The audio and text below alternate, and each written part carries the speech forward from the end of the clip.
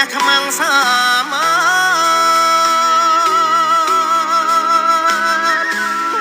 សមរភូមិជួមុខទុកបងកាពីនាមជាយោធាដាច់ញ៉ាមនរីកាពីឲ្យបានលះបានជាវិតក្រាបក្នុងលៀនឋានយោធាក្លាហានកាពីខែមរា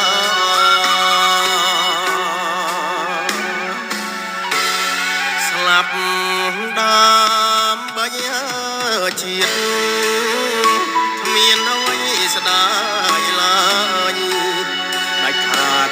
មិនអើយចាញ់ខ្មាំងបាច់ចា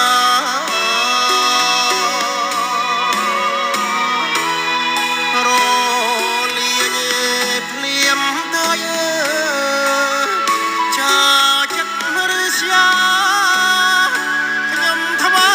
យសង្ខារជូនជាតិប្រជា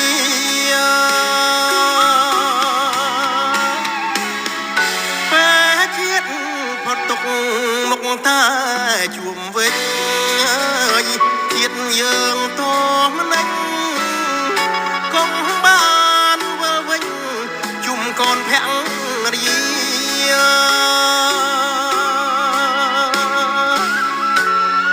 ពូជខ្មែរស្មោះ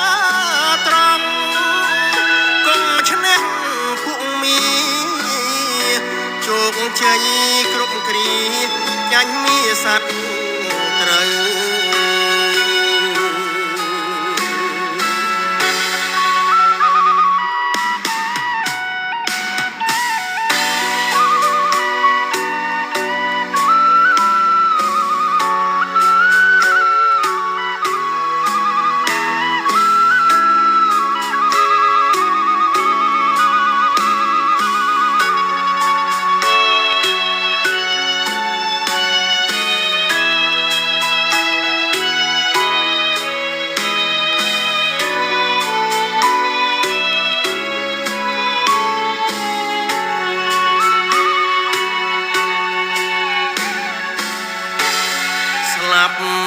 ដើ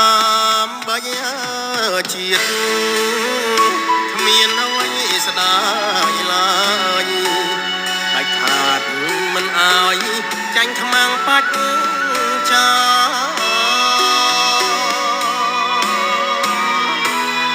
រលាយភ្លៀមទៅចាចិត្តឬស្យាខ្ញុំថ្វាយសង្ខារជូនជាតិប្រជា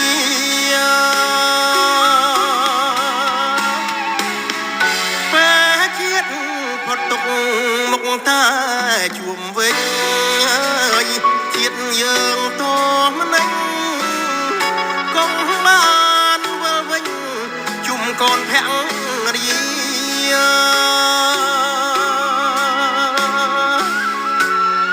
ពូជខ្មែរស្មោះ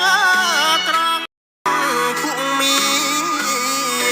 ជោគជ័យគ្រប់គ្រាចាញ់មីសត្វត្រូវ